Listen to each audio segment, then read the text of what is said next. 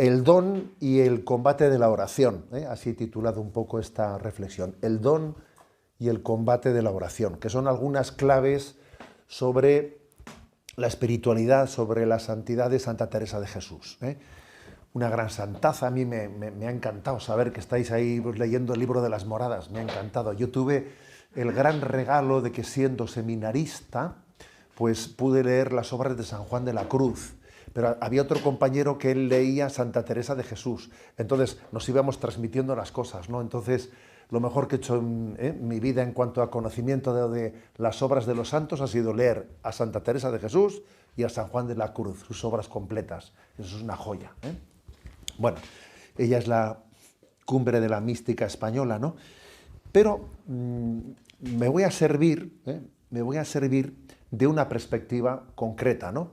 A la hora de abordar la historia o sea, de lo que es la oración en Santa Teresa de Jesús. Me voy a servir de la perspectiva de su recorrido en su conversión, porque eso ayuda mucho a entender cuáles son las dificultades de la oración.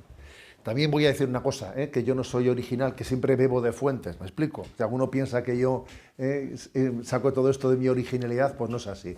Y principalmente me voy a basar en algunos artículos que me ha pasado un padre carmelita, al que yo conozco mucho, que fue mi vicario de religiosas, el padre John Corta, que bueno, pues que lógicamente como buen carmelita es un profundo conocedor de Santa Teresa, y también él me ha dado... pues, comparto ciertas reflexiones hechas por él, ¿de acuerdo? Bien, digo que me voy a servir un poco del recorrido, ¿no? Del recorrido de Santa Teresa, porque creo que se aprende mucho de la historia de la conversión de Santa Teresa, se aprende mucho. Ya sabéis que hay un refrán que dice que no hay santo sin pasado, ni pecador sin futuro. Entonces es bueno conocer también pues, el pasado de los santos, lo que fueron antes, ¿no? De su conversión, lo cual da una gran esperanza para que los pecadores tengamos esperanza en que Dios nos pueda llevar a la santidad, ¿no? A pesar de que somos pecadores, pero tenemos un futuro, y nuestro futuro es la santidad, ¿no? Bueno, pues Santa Teresa, ella fue educada, sin duda alguna, en una familia, en una profunda fe, y vive su fe de una manera, pues, espontánea, como niña, de una manera espontánea, ¿no? Incluso pues, conservamos algunos episodios en los que ella pues, quería ser mártir, y ahí se conserva el lugar en el que ella se escaparon con sus hermanos para entregarse a Dios porque querían ser mártires, ¿no? Pero tiene su primera crisis acontece cuando muere su madre. Ella tenía 13 añitos, 13 años. Y allí tiene su primera crisis de adolescencia. Pero no pensemos que es una crisis de decir se ha muerto la madre y entonces entra en una especie de rebote con Dios. No van por ahí los tiros, ¿no? Muere su madre y entonces ella, pues porque cambian un poco las cosas en casa, accede a un ambiente de mayor frivolidad y comienza a leer libros de caballería. Y eso te hace entrar en crisis, ¿eh? Es como cuando a un niño hoy en día pues, le regalan un móvil. Madre mía, hay mucho niño que en su primera comunión le regalan un móvil y ya comienza la crisis de la mundanidad. Tú verás, ¿no? Eso le pasa a ella, que con 13 años tiene su primera crisis a través de esos libros de caballería, ¿no? Con 16 años ingresa internada en un monasterio, en un internado de madres agustinas, donde permanece año y medio, y allí vuelve a la vida de oración. Digamos que había entrado desde los 13 años a los 16, sí, continuaba siendo por supuesto cristiana, pero compaginaba su cristianismo con una cierta crisis, ¿no? De adolescencia. Al entrar en el internado, allí comienza una vida de oración, ¿eh? Podríamos decir que sale de la crisis de la adolescencia. La oración le saca de la crisis de adolescencia. Lo cual es importante esto, ¿eh? O sea, ahí el hacer oración en serio le saca de la crisis. Pero tiene que salir al poco tiempo por salud de ese internado. Al poco tiempo, año y medio así, sale, pero aunque salga del internado, ella sigue apoyada en sus libros espirituales, en su vida de oración. Con lo cual, salir del internado no le hizo entrar en crisis. Fíjate, porque continuó su vida de oración. Está así pues, 2 años y pico. Con 20 años ingresa en el monasterio de la Encarnación, donde estaba una amiga suya que se llamaba Juana. Bueno, pues ella ingresa y en principio las cosas van muy bien, pero con 23 años vuelve a entrar en crisis. Es su segunda crisis. La primera es la crisis de adolescencia, con los libros de caballería y tal, y con 23 años entra en su segunda crisis. ¿Por qué? Porque también en el monasterio hay mundanidad. ¿Sabes? Uno se piensa que voy al monasterio. No, en el monasterio también hay mundanidad. Y ella comienza un poco, pues con esa mundanidad, comienza a tener una profunda crisis. Y con 27 años deja la oración. La deja completamente. ¿Cómo es que dejó la oración? Estando dentro de un monasterio. O sea, por mero cumplimiento, pues porque se sentía falsa. Sentía como que tenía una doble vida. Una doble vida. Sí, por una parte, pues la regla de la orden le llevaba a orar, pero su corazón estaba pues un poco en el cotilleo, porque en esos monasterios el locutorio era un problema. El locutorio era, pues a veces, dependiendo de cómo se viviese el locutorio, pues que alguien va por allí y todos son cuentos, críticas. Pues la vida mundana, a veces también en un locutorio se puede estar continuamente allí, ¿no? Y había, pues, digamos, un caballero, digamos, bastante noble, que iba allí y pedía hablar con alguna hermana y entonces le ponen a ella para atender a ese amigo de la comunidad. Y no es que hubiese algo en el sentido, porque nosotros enseguida todos lo referimos a un tema, ¿qué pasa, que se enamoró de él? No, los tiros no van por ahí, ¿eh? Los tiros no van por ahí, pero sí en el sentido que allí había una relación mundana, ¿eh? Que a ella no le permitía poner el corazón en Dios. Entonces, ella dice, ¿no? Era insufrible tratar de amistad tan estrechamente con Dios y tener enemistad tan pública, diciendo, a ver, yo con esta amistad que tenía, era una amistad, bueno, esta relación que tenía con ese hombre ahí en el locutorio, no podía tener después una relación con Dios profunda, porque estaba como compaginando la mundanidad con esa relación con Dios, ¿no? Que por cierto, que cuando vamos hoy en día a los locutorios de las Carmelitas Descalzas, seguro que muchos habréis visto allí un cartel que dice, hermanas, o hablar de Dios o no hablar, que en casa de Teresa esta ciencia se profesa, se suele decir eso. Claro, es una referencia, ella dice eso porque sabe que en un locutorio, dependiendo de cómo hables, en el fondo, tu corazón se puede mundanizar. Pues de cotilleos, de todos, de críticas a uno, críticas a nosotros, ¿no? De hecho, estaba ella en esa situación mundanizada, ¿no? Sin hacer oración en serio, y con 28 años, o sea, en plena crisis, con 28 años, recibe el permiso para poder acompañar a su padre moribundo, y para acompañarle y para su entierro. Y dice ella, salí a atenderlo, estando yo más enferma en el alma que él en el cuerpo. Ella dice, estaba fatal por esa doble vida que llevaba, ¿no? Entre el cotilleo del locutorio y mi vida teóricamente de oración. Vuelve al convento después de la muerte de su padre y empieza a orar, pero sigue compaginándolo con el famoso locutorio, ¿no? Tratando con ese caballero que tanto le esclaviza. Y dice ella, en el capítulo 7 de la vida, y yo, como no lo osé tratar con nadie, tornó después a haber gran importunación, asegurándome que no era mal ver persona semejante, ni perdía honra con ello, antes que la ganaba, torné a la misma conversación. Se da cuenta que volvió de nuevo a ello. Y 2 años después tuvo su segunda conversión. Ya tenía casi 30 años. Tiene su segunda conversión.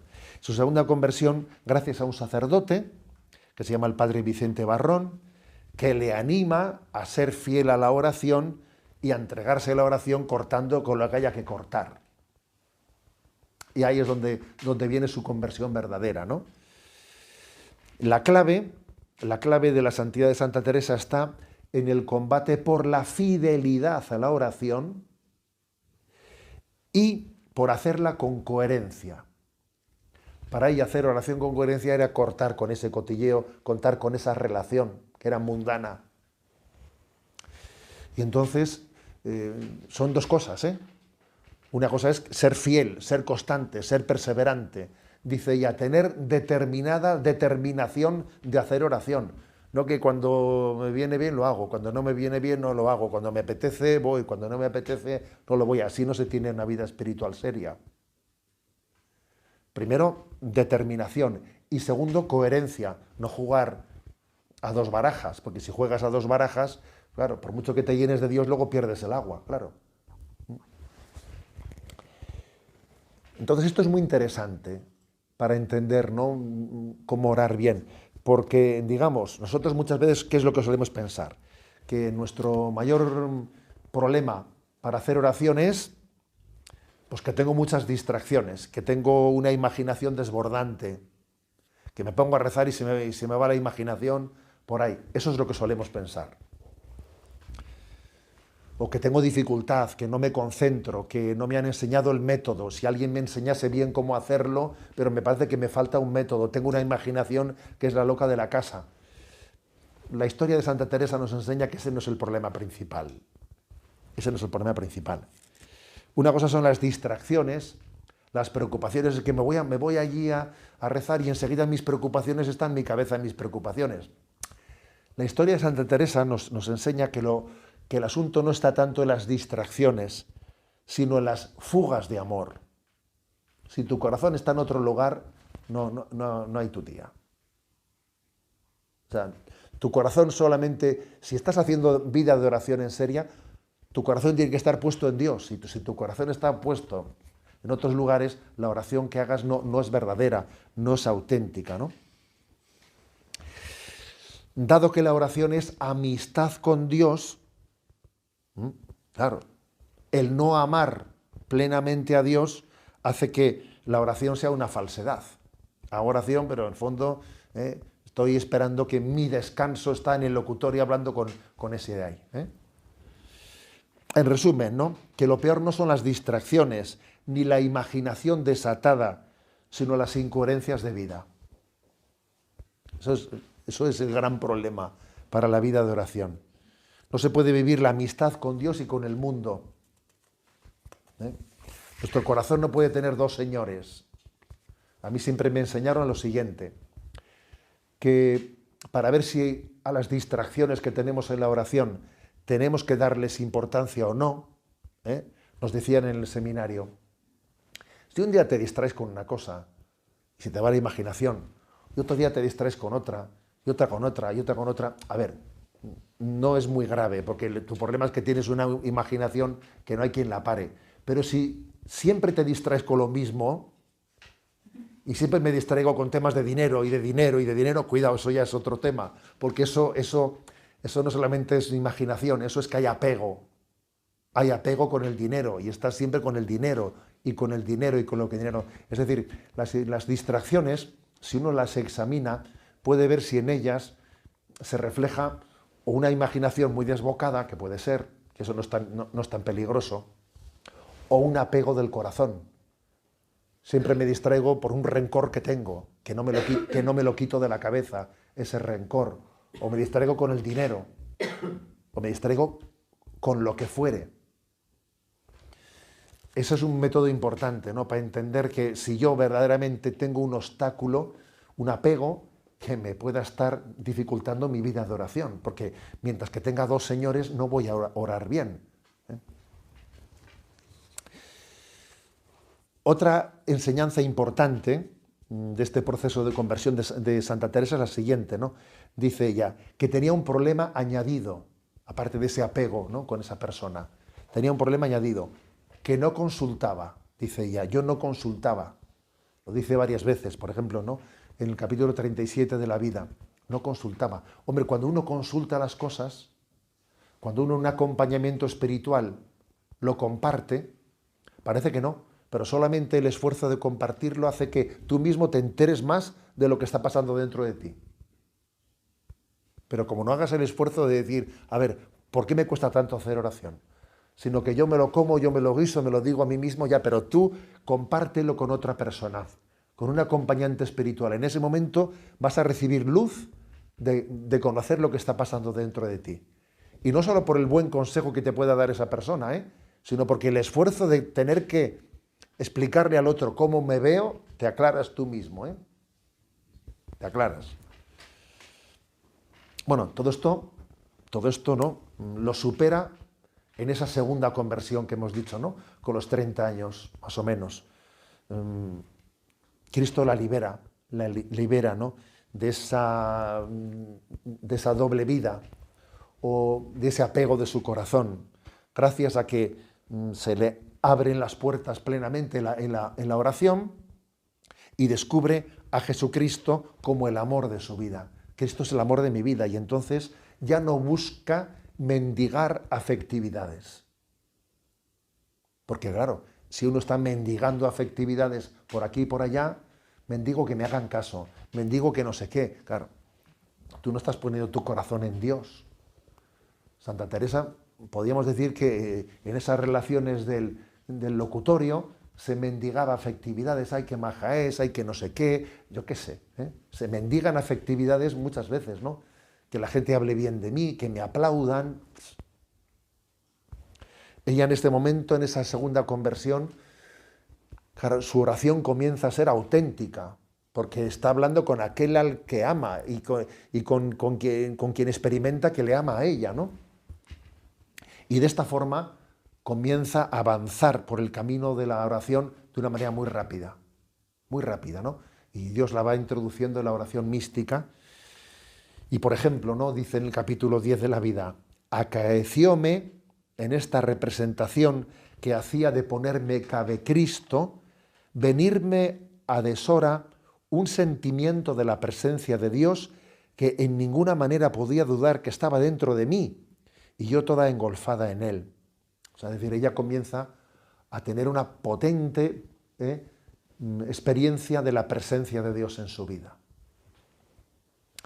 Es muy interesante también conocer un detalle, que las grandes amistades de la Santa Teresa de Jesús se forjaron después de esa segunda conversión. De todas las amistades que había tenido antes en locutorio y tal, de esas no quedaron ninguna. Esto es muy interesante, ¿eh? Esto es muy interesante. ¿Por qué? Porque las amistades que no están fundadas en Dios, ¿sabes? Eso es vanidad.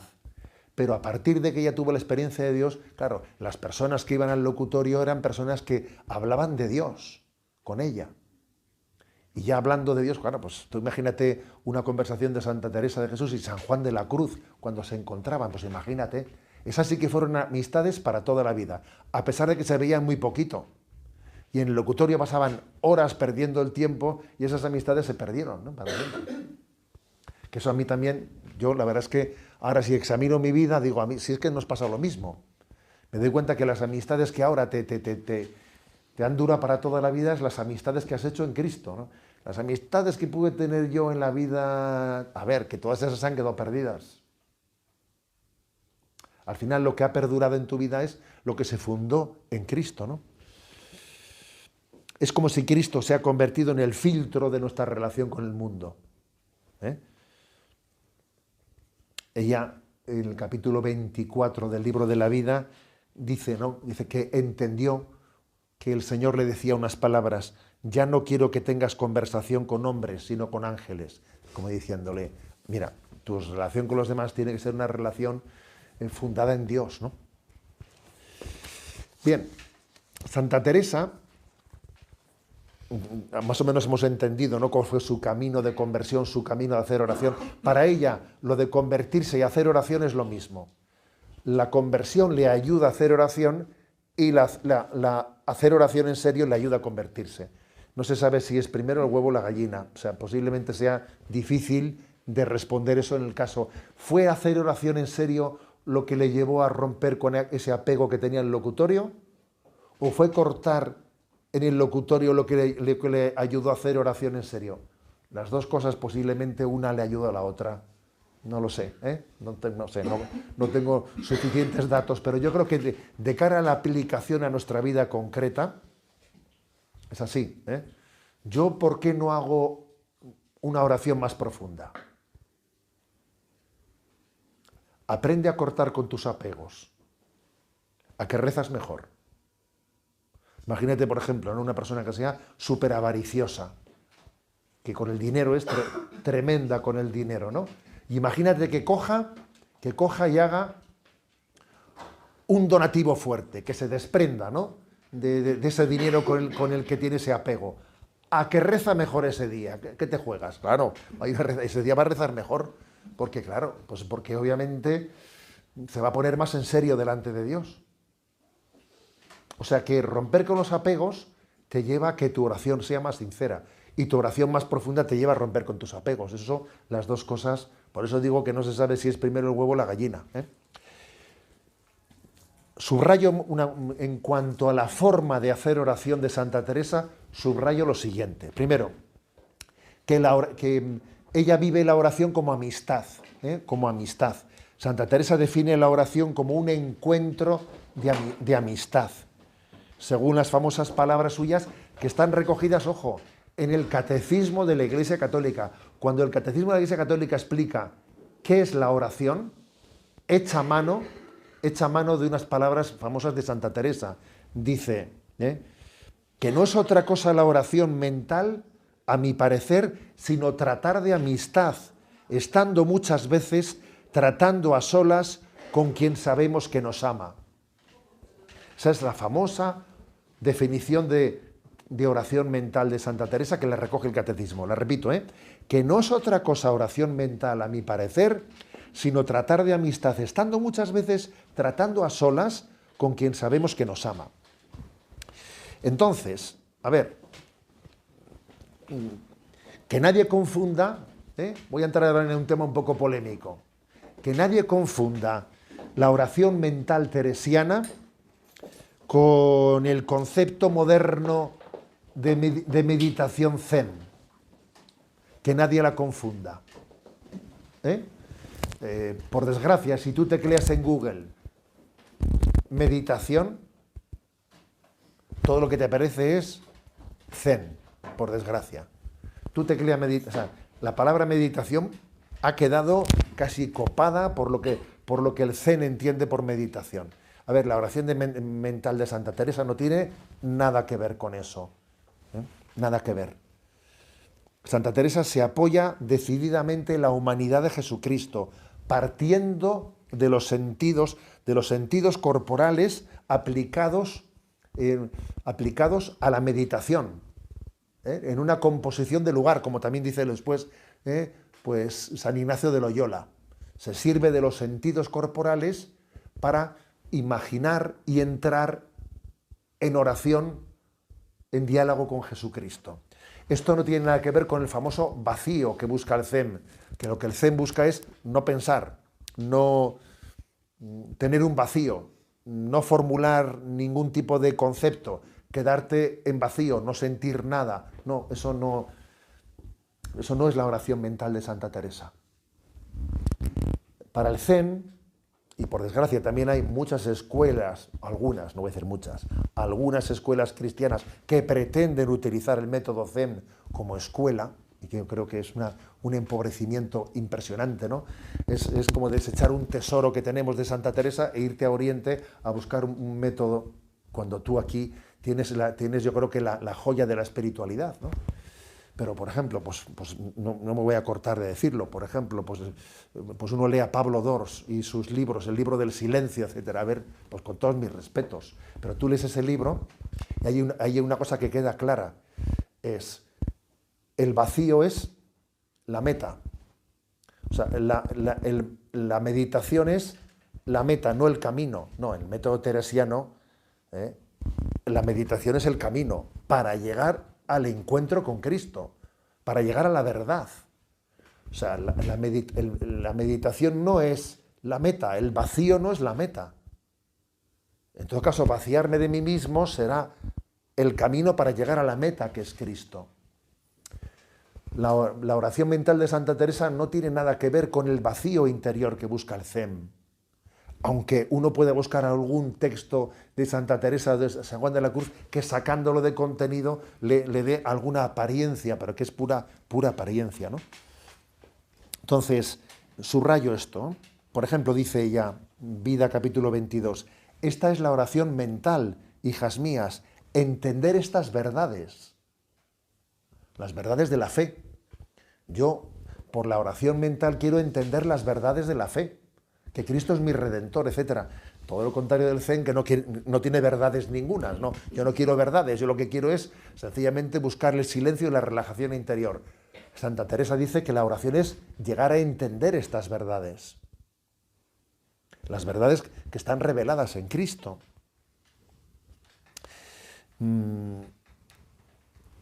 Dicho esto, lógicamente, cuando decimos que la oración mental de Santa Teresa no tiene nada que ver con el vacío, ¿no? Con el vacío zen, pero claro, la oración de Santa Teresa está muy lejos de reducirse a un mero discurso racional. No, la oración mental de ella no es discurso, sino la clave está en que uno esté en presencia del Señor, que si está discurriendo algo, ese discurrir le sirva para estar con el Señor y estar a gusto con Él, estar en su presencia. Lo importante de la oración, el método de Santa Teresa no es cuántas cosas digo, sino que yo viva en su presencia, que me ponga en su presencia y que me sepa amado y acompañado por Él. Esa es la meta, claro. Es decir, no se trata únicamente de discurrir, de a ver qué cosas, sino de suscitar amor y entrega. El método de oración de Santa Teresa es, bueno, pues escucho un texto de la palabra de Dios o parto de una reflexión, pero para que partiendo de ella suscite en mí amor y deseo de entrega. Y entonces llega un momento en que dice, pues no sigas discurriendo, porque eso ya te va a estorbar. Tu discurso excesivo en la oración te puede apartar de lo principal, que es estar con Dios a gusto en su presencia. Y por eso ella habla también, claro, de acallar el alma, acallar el discurso, cuando uno está en la presencia de Dios y está a gusto estando con Él, y punto.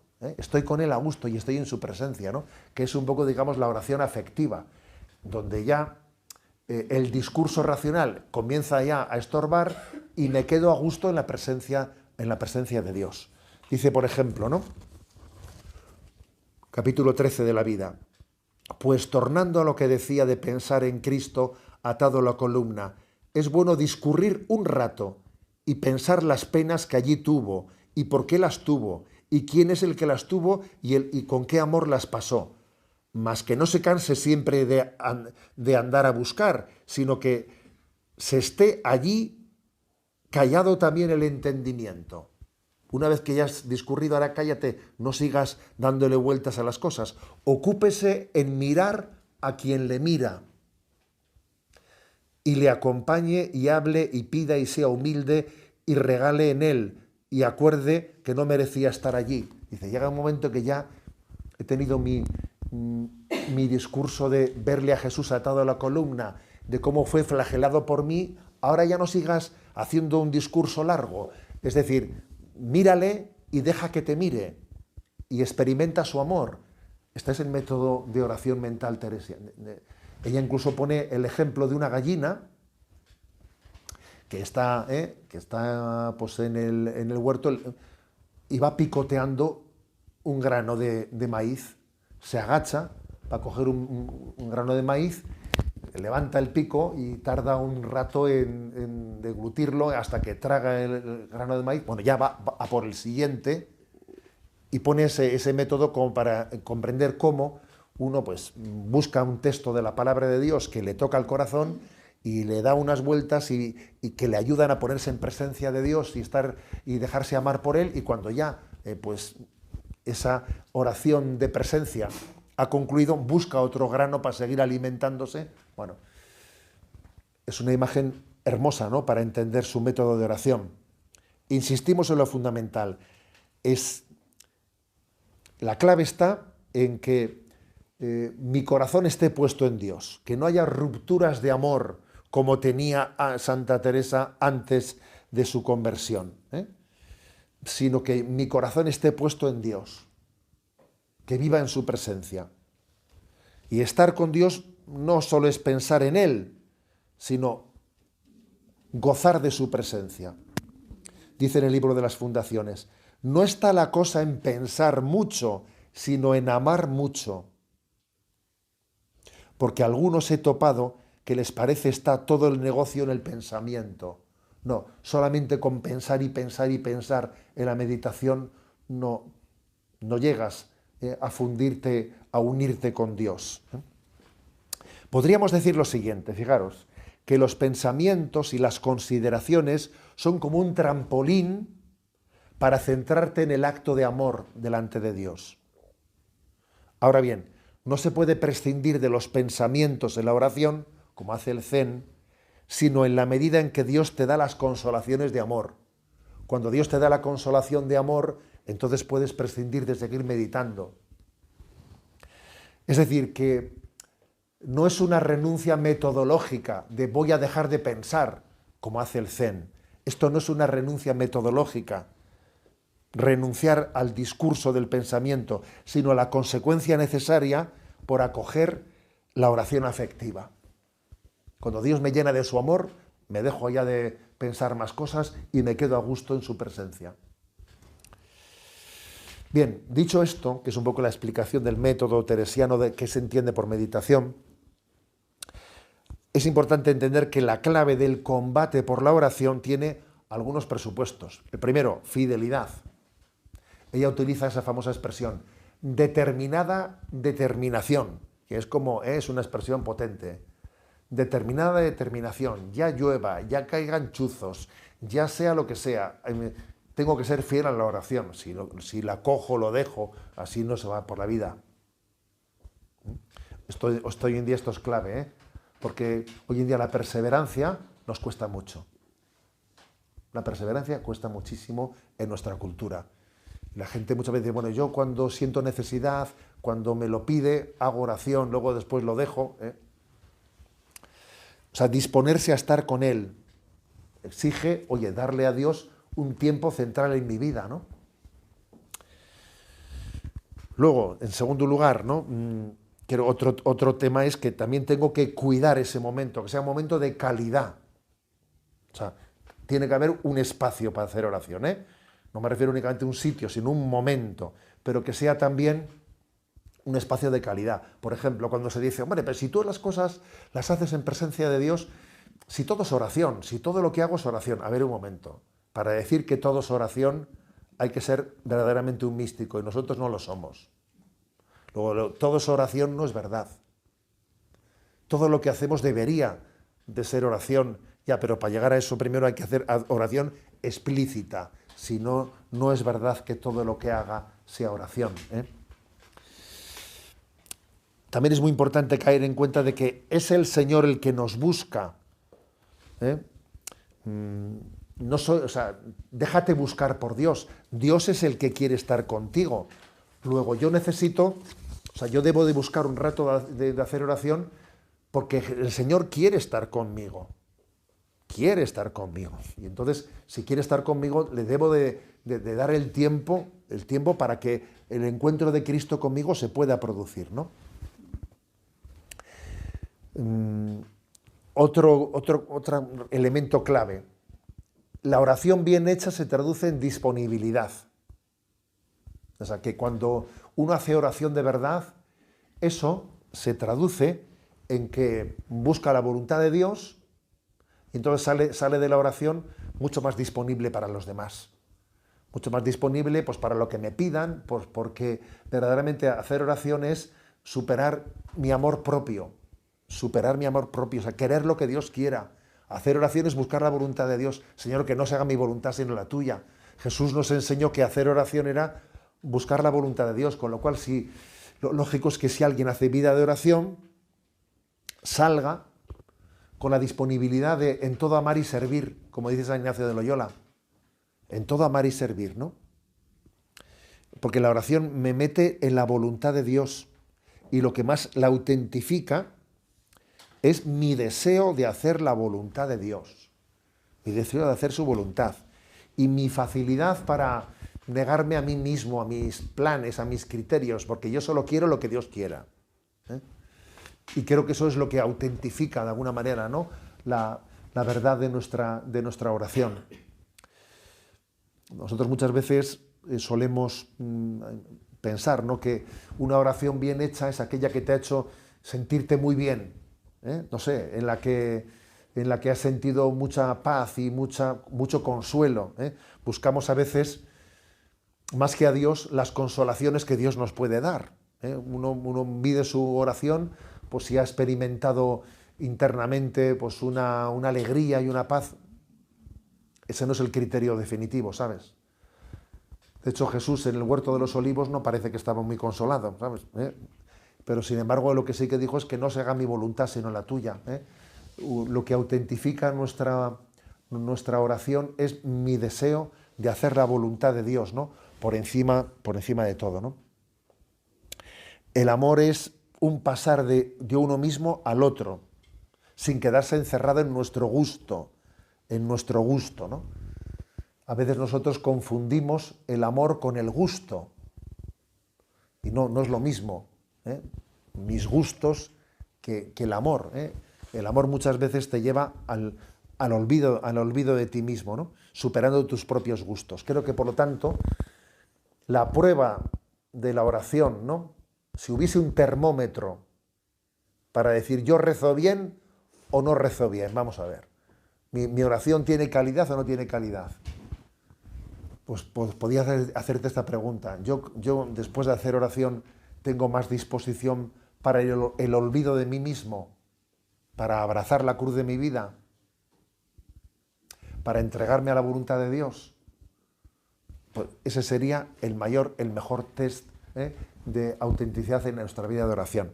Bueno, en definitiva, que creo que Santa Teresa es un lujazo, es un regalo de Dios a la vida de la Iglesia, y que su historia de santidad está ligada a su historia de fidelidad a la oración. Su historia de fidelidad. Uno lee la vida de Santa Teresa y sobre todo lo que saca es la consecuencia, la conclusión de que tenemos que ser fieles a la oración y tener en nuestra vida pues un tiempo de oración, de meditación. Yo recuerdo que siendo jovencito cayó en mis manos un libro que no sé si algunos lo conoceréis. Me acuerdo que era 15 minutos en compañía de Jesús sacramentado. ¿Alguno se acuerda de ese libro? Pues ese libro. Bueno, yo creo que él fue uno de los que estuvo en el origen de ese libro y luego hubo versiones. Que en el fondo era como una especie de ayuda a que tú aprendieses a abrirte a hablar con Jesús en amistad, a tener una oración de amistad, una conversación que sea un diálogo de amistad. Y eso creo que puede ser una introducción a la oración de meditación, que la ayuda para introducirme en un diálogo de amistad en la que aquel al que amas le cuentas tus cosas, le compartes tus preocupaciones, tu vida, ¿no?, tus alegrías, tus penas. Es una manera de entrar en ese coloquio de encuentro personal con Cristo, que eso es lo que es la oración, un encuentro personal, lo que dice Santa Teresa, tratar de amistad con quien sabemos que nos ama. O sea, a Jesús le hablo como mi mejor amigo. Él me ama, Él me quiere, ¿no? Entonces la oración de meditación no es otra cosa. Entonces, yo creo que una buena fórmula para introducirnos hoy en día, para aprender a orar, es esa. A ver, 15 minutos en compañía de Jesús sacramentado, ¿no? Y me acuerdo que aquel libro te decía, dile a Jesús lo que llevas en tu corazón, dile qué es lo que en este momento estás experimentando, dile cuáles son tus proyectos. Y me acuerdo que de esa manera, siendo unos adolescentes, nos enseñaban, nos introducían en la oración de meditación. Y luego también en los ejercicios espirituales, pues fue otro momento importantísimo en nuestra vida. En los ejercicios espirituales, después de darte una meditación sobre, pues una charla sobre pues un pasaje del Evangelio, después nos introducían en cómo, desde la meditación que habías recibido, ponerte en presencia de Dios y en diálogo con Él, ¿eh? Bueno, por eso os animo, ¿no? Me gustaría que esta charla sirviese para que cada uno de nosotros tomase conciencia de la necesidad, ¿no? de hacer del encuentro con Cristo en la oración pues el centro de su vida espiritual, ¿eh?